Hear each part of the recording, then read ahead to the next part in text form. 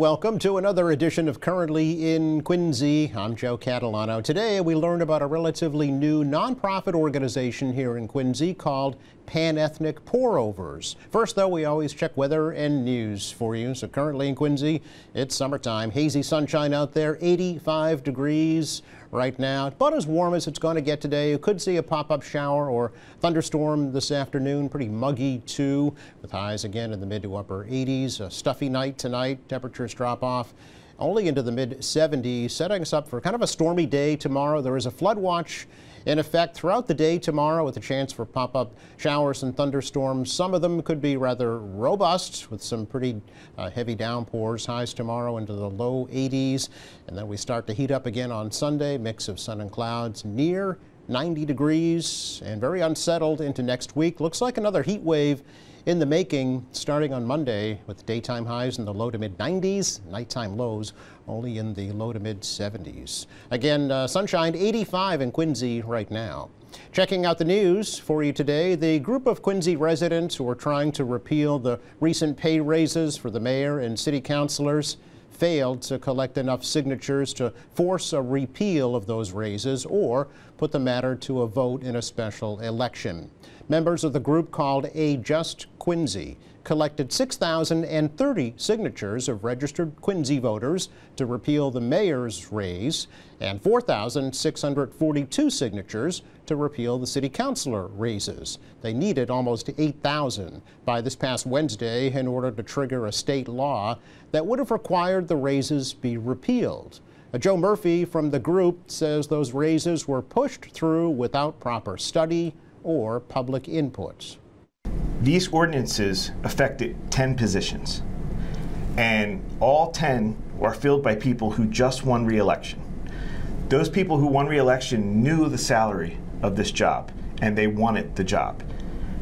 As someone who works with hiring and firing people, it makes very little sense to change their salary months later. They knew the salary. We're not in danger of losing them. The mayor just ran for re-election. He wants the job. He's going to stay in the job. The councilors did the same. Why are we pushing this now when they just agreed to take these positions? They just got sworn in weeks before all this started. It just doesn't seem right. Murphy says the group still intends to present the signatures when the city council reconvenes in September with the hope that they will voluntarily repeal the raises. Before they broke for summer recess, city councilors did approve a salary increase for the mayor from $150,000 to $285,000 and for councilors from $30,000 to $44,500 a year. There has been a change in the way the city of Quincy plans to honor the Massachusetts American Indian tribe. Previously, the city had said it was working with the tribe to create a statue known as the Three Sisters at Squaw Rock. But Quincy Mayor Thomas Koch said that plan proved too costly. We've committed to give them a building at Squaw Rock. There's 3 buildings out there. They're all owned by the city of Quincy, along with the Squaw Rock Park, beautiful spot. Yeah, so it's going to be a kind of a home for them for all their meetings and cultural ceremonies and programming, etc. And then part 2 was to do a monument somewhere. We were looking at Squaw Rock a little bit, and the tribe has determined that monument should be to Chickatobit, who really was a big deal, big chief at time for this area. So it was an RFP that went out. That had been refined. Another RFP went out, and now it's been awarded. And the artists will be meeting directly with the tribe to discuss what it ought to look like. Obviously, they have great traditions with costume and of course, they're all on horseback back then. So they'll work with them on the actual design and the artists, and then begin the process. Now, the location of that monument. They don't know if they want a Squaw Rock or somewhere more visible in the city, maybe near the Hummock, Quincy Shore Drive, and Squantum Street, which is state land, which they'd have to go and work with the state on that. But, so it's ongoing. Koch says the hope is to break ground on creating that new statue to Chickatobit as part of the Quincy 400 celebration next year. A Braintree man who police say may be homeless has been charged with breaking into several cars parked at the Quincy Walmart store back on Monday night. 48-year-old Richard Lydon has been charged with breaking into at least 4 or 5 vehicles parked at the Falls Boulevard store just after 7 Monday evening. A witness told police Lydon broke into 2 cars, but police believe there were several more victims.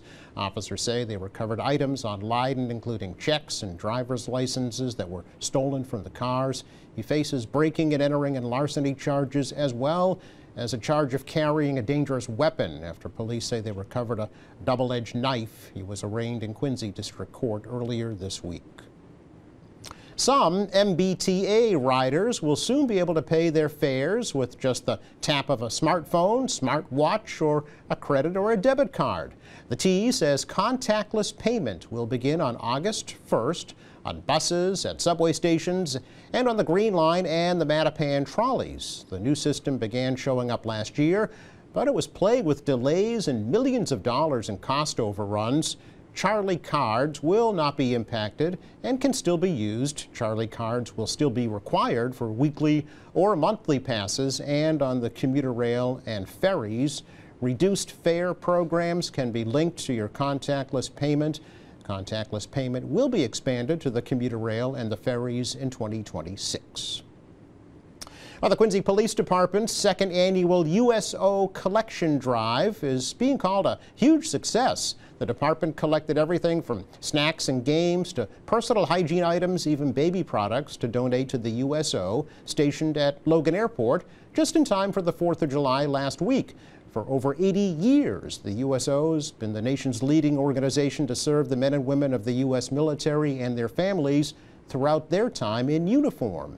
Officers Matt Patton, Peter Lee, and Ryan Callanan, with the support of Lieutenant Sean Biggins, organized this year's drive, and they say the donations to this year's USO drive tripled over last year's first efforts. It's our check of news for you today. Coming up, Pan-Ethnic Pour-Overs is a new nonprofit organization here in Quincy. We will learn more about it next.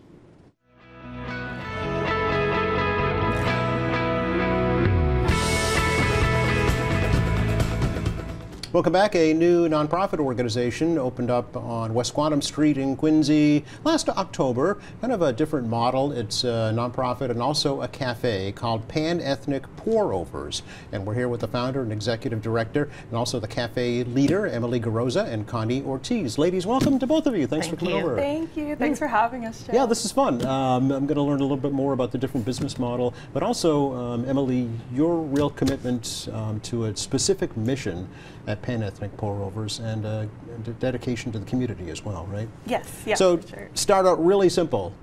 What is Pan-Ethnic Pour-Overs, Emily? So Pan-Ethnic Pour-Overs, we are a 501c3 cafe library. So we focus on a lot of different things. But right now we have a focus on like the AAPI community, so the Asian American community, specifically in Quincy because it is so large.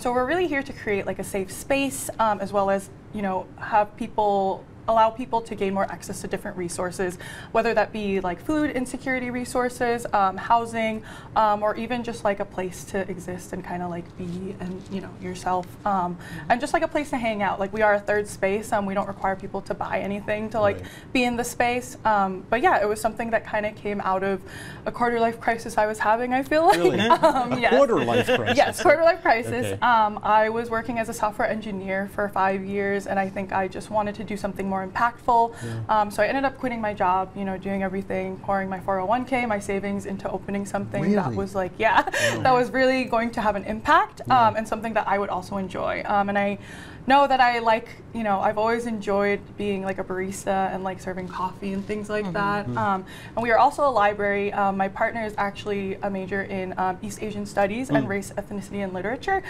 So that's also kind of where we got the library idea from, where we were just like, oh, we can provide education as a resource as well, also providing food. So we're kind of all over the place and do a lot of different things. Are you from the area? Or, I'm not originally from Quincy, but I do live in Quincy now. Okay. My partner and I live on House Neck, which is really beautiful. We actually just moved there in December. Congratulations. So, yeah, thank you. Very good. Where'd you grow up? So I grew up in New Jersey in a little town called Hillsborough, and then I moved to Massachusetts when I was in high school, and I've been here ever since. Ever since. Yeah. Wow, okay. That was a big risk that you took. Yes. Oh, yes, it was. I feel like I came from a very privileged position that allowed me to like take that risk. You know, just again coming out of like that career as a software engineer, like having, you know, access to that type of money, I think is what helped me kind of like jumpstart this. And continuing to use that. So I actually use like the funds from my current job to help fund Pan-Ethnic Pour-Overs, our operations and things like that, just because, you know, we're very new, we're not very sustainable yet. But it's just something I'm really passionate about. You know, I want to provide like jobs for people that are, you know, that pay a living wage. I want to provide like as many resources to people as possible. So it's just really where my heart is at. I feel like. What is it that instilled that in you, do you think, that passion for humanity, basically? Yeah, I mean, it's something I've always been super passionate about my entire life, I feel like. You know, I've always been like into volunteering and like helping other people. So it kind of just, I don't know, I think around 2020, especially when a lot of things were happening, that's when I was kind of like, I really want to think about my career path. And then, you know, last year I was just having like a bit of a mental health episode while I was at work, and it just kind of came to me organically where I was like, oh, this is going to make me happy, and this is like what I want to do. Something good came out of that, yes, right? Exactly. Yeah. So how has it been going? As I mentioned, it opened last October, right? Yes, yeah. Okay. It's been West Quantum Street, yes, right across from Montclair School. Okay. Yeah. Yep, go ahead. How's it been going? It's going really well. You know, even though we're new, we've already had so many events and like programming. Is that right? Yeah, and it's really awesome. You know, we try and provide as much you know, as possible to the community for free or at like a low cost. So all of our events and programming are either free or a sliding scale cost, just so people can afford it. You know, we have AAPI LGBTQIA book club is something that happens every month. We do a lot of different drives sometimes. So like in December we did a drive for the migrants that were staying at East Nazarene College, and we basically built like little gifts for them so people could actually choose what was going into the gifts. And then I actually hand delivered them to the shelter, and it was really nice because I got to see like who was getting what gift and everything. So you know, we do a lot of different things like that. We also have at our cafe this program called our Food Fund, and we have a miniature food pantry.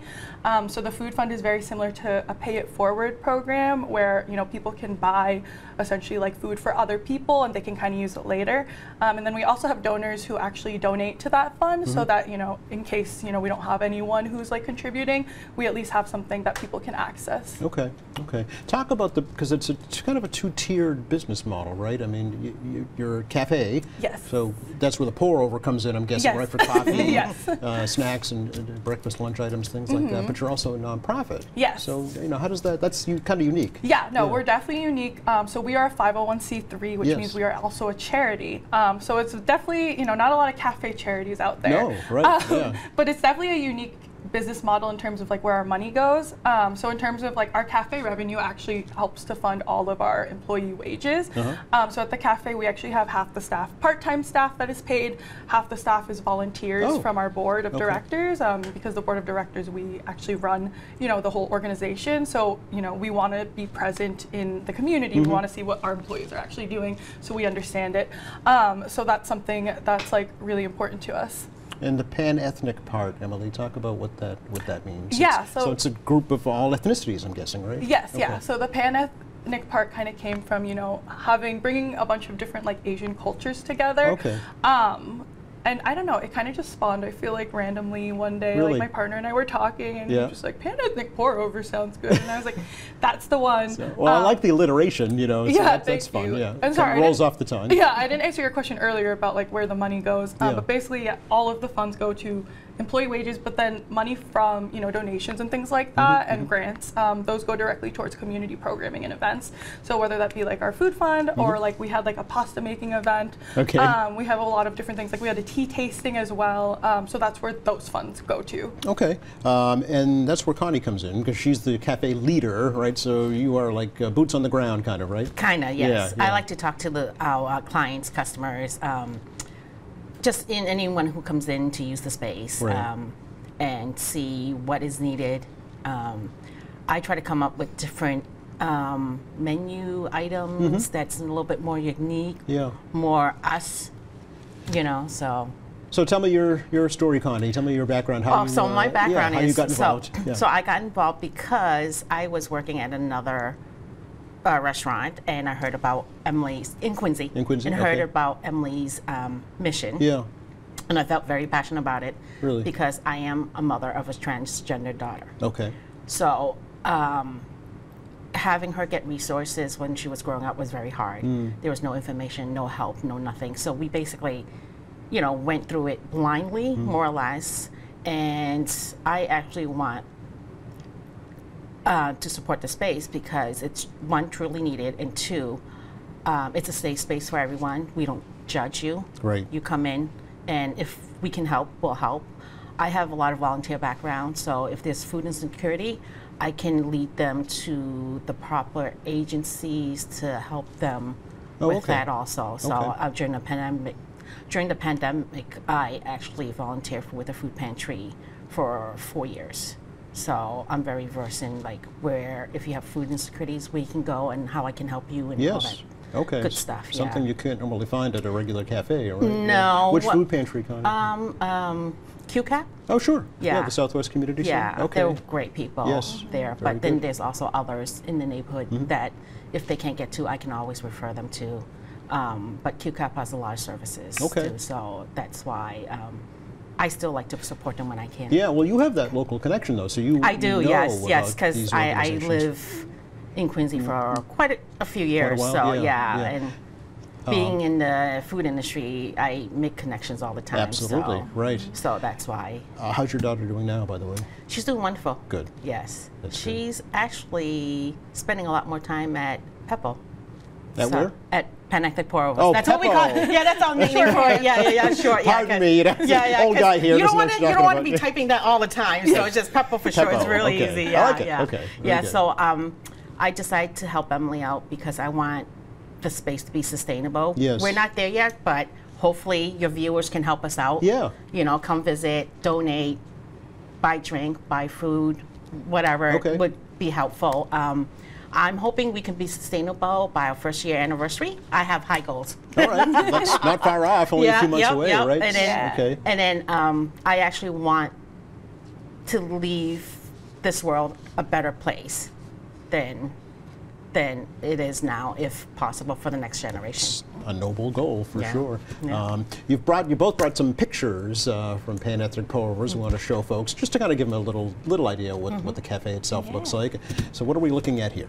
So this is actually at a pop-up event with me and another volunteer and employee, Karina. This was at the AAPI Night Market in Boston that we did with a bunch of other AAPI-owned businesses.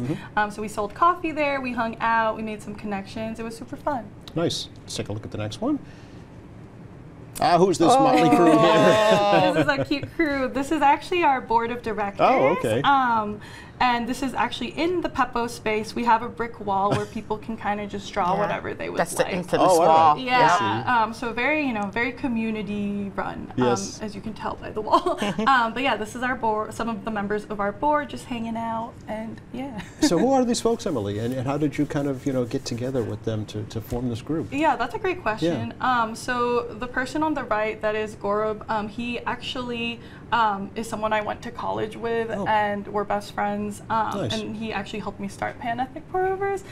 So he's actually the only one in this picture that I knew, personally. Before, before this all started. Where'd you go to school? I went to the University of Massachusetts Amherst. Okay. Yeah. Studied computer science. So did Gaurav. So that's kind of how we met. I see. And then the other people, Cindy, Ren, and Mai, who are in this picture, I actually met them through just Instagram and just like being present Of in course. the just being present in the community. Yeah. When I was first starting out Peppo, we had an Instagram. And people would just follow the Instagram and like send me messages and be like, this is really cool, like how can I help? And then Cindy and Ren, for example, like stepped up to join the board, which was really awesome. And they were like, we want to help, we like want to lead this organization. And it's been really great because again, like I didn't know any of these people before like I started the organization. So it really helped to create a sense of community for me. It sounds like for your personal goal, mission accomplished. Yes, right? yes, for sure. A healthy space. So have you kind of, move past that mental health crisis that you had to Yes. launch this? Yeah. I mean, I will say I feel like mental health is always an ongoing thing. Oh, well, for sure. Yeah. But yeah, this has definitely like helped me a lot. Sure. And has made me, just it's very fulfilling, I think. Nice, nice. We had another one up there. Let's take a look. And this looks like fun times with the kids. this one was my favorite. Oh, this was at a paint and sip event that we did on Valentine's Day. Oh, really? actually. Okay. Yeah, so we had 2 sessions. We had like an afternoon dry session, and then we had like a night drink session, which was really fun. This was from the dry session, but these are just some. I actually was the person doing the painting and like leading the class, so that's why I'm in that picture.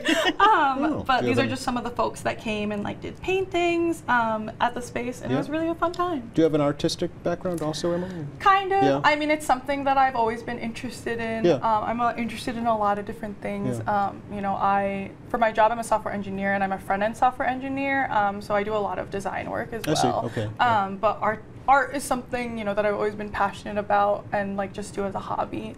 So yeah, I really enjoy it. Following your passion again. Yes. These folks are having way too much fun with rolling pins. So this is at another community event that we had, and it was a pasta making event. I actually was not present for this event, but it looks like it was a lot of fun, and I heard it was a lot of fun, and people learned how to make pasta, which was really cool. And this was run by someone in the community, which was pretty cool. Okay, I think this is our last one too. Oh, another community picture. We love it. So this is actually from a tea tasting event that we did. Okay. Probably our most popular event, but really great. Yeah, we worked with Mem Tea in Cambridge. So Meg from Mem Tea. Mem Tea is actually our tea supplier, but they actually offered to work with us on this event, like pro bono.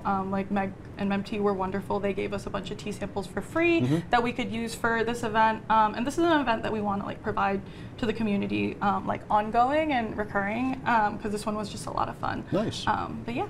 Sure.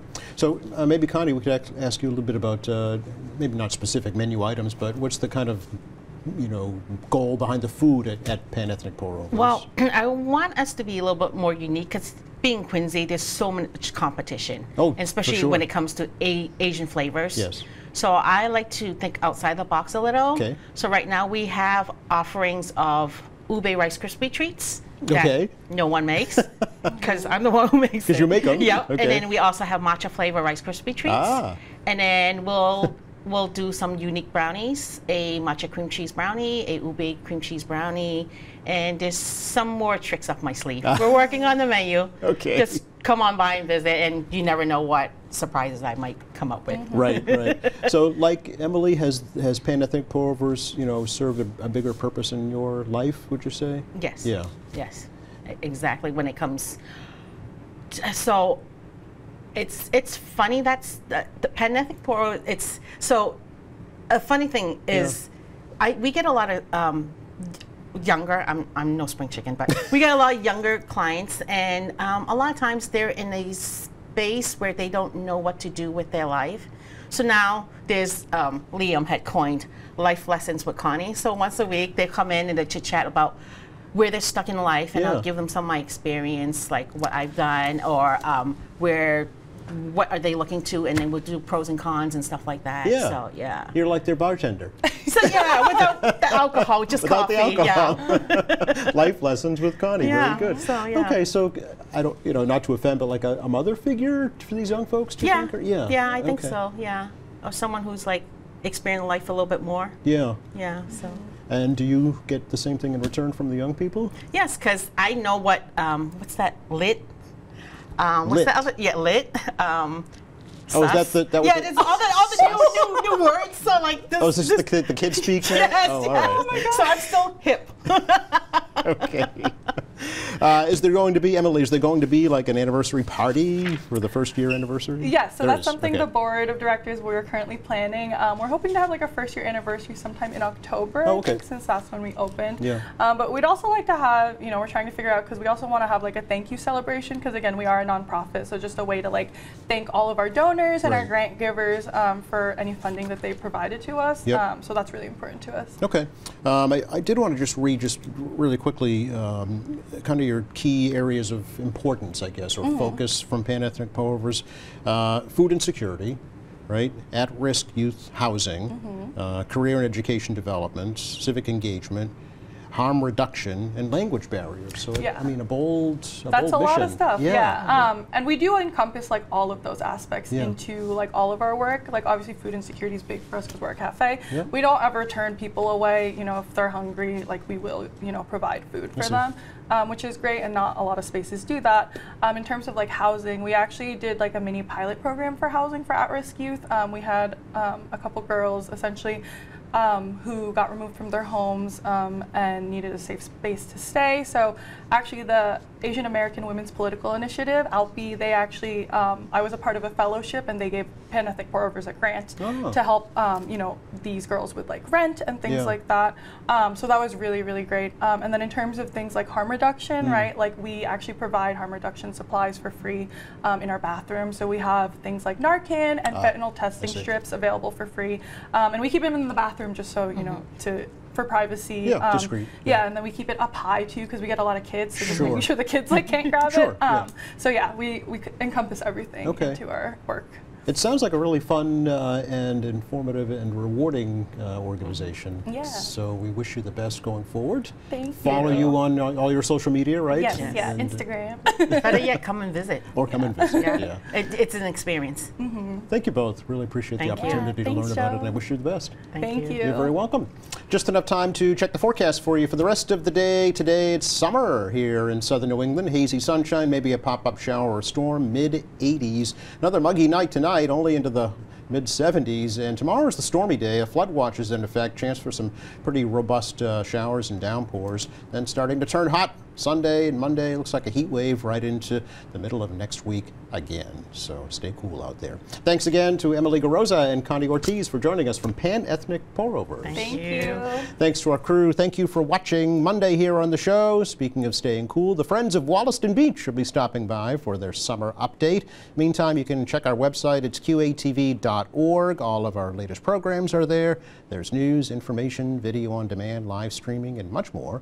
For all of us here at QATV, I'm Joe Catalano. Have a great weekend.